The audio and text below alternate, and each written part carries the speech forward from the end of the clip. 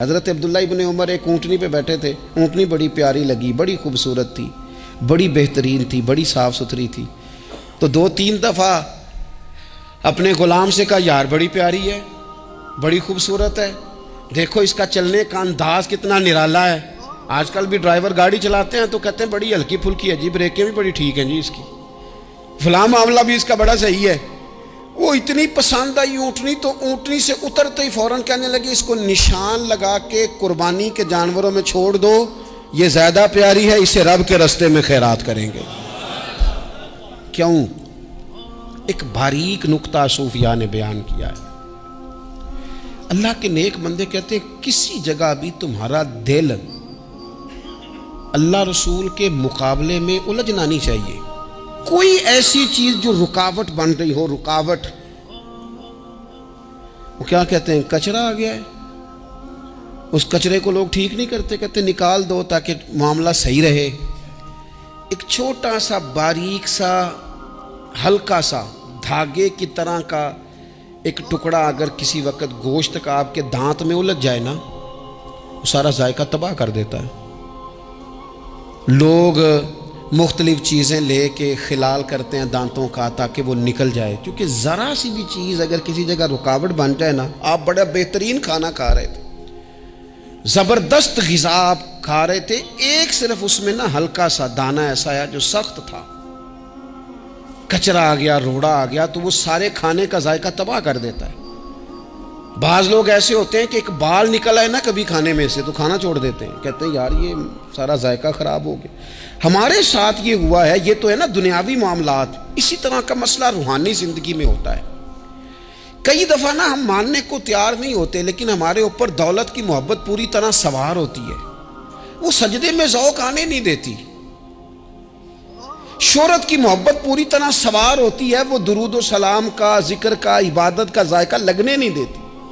وہ جو کہا تھا نا والذین آمنوا اشد حبا للہ, ایمان والے سب سے بڑھ کر اللہ سے پیار کرتے ہیں, سب سے بڑھ کر رسول اللہ صلی اللہ علیہ وسلم سے محبت کرتے ہیں. کیوں کہا گیا تھا؟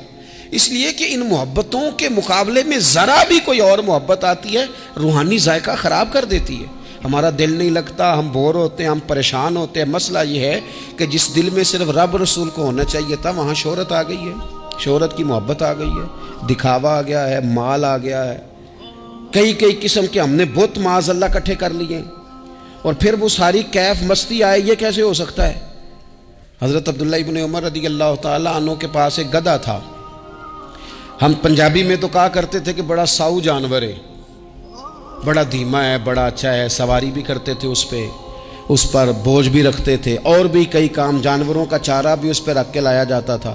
بہت سارے لوگ اس کی تعریف کرتے تھے کہ ظاہر ہے اس وقت یہ جانور ہر گھر کی ضرورت ہوتے تھے.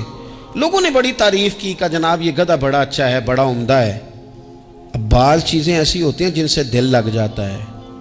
کچھ نوجوانوں نے گھروں میں بلی رکھی ہوتی ہے, گھوڑا رکھا ہوتا ہے, جانور رکھے ہوتے ہیں, ان کی پوری توجہ انہماک. ہم دیکھتے تھے دیہاتوں میں کہ بزرگ اگر کہیں چلے جاتے تھے سفر پہ, تو وہاں سے بھی پیغام بھیجتے تھے کہ گائے کو چارہ ڈالا کہ نہیں, بھینس کو نکالا کہ نہیں, تم نے باڑے سے دھوپ چھاؤں کا خیال کیا کہ نہیں.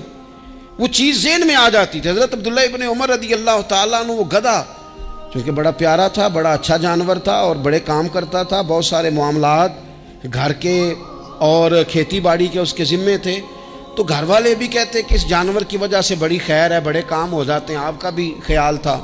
حضرت عبداللہ ابن عمر ایک دن گھوڑے سے نیچے اترے یا اس گدھے سے نیچے اترے, تو خادم کو بلا کے کہنے لگے اسے لے جاؤ اور بیچ کے پیسے اللہ کے رستے میں خیرات کر دو.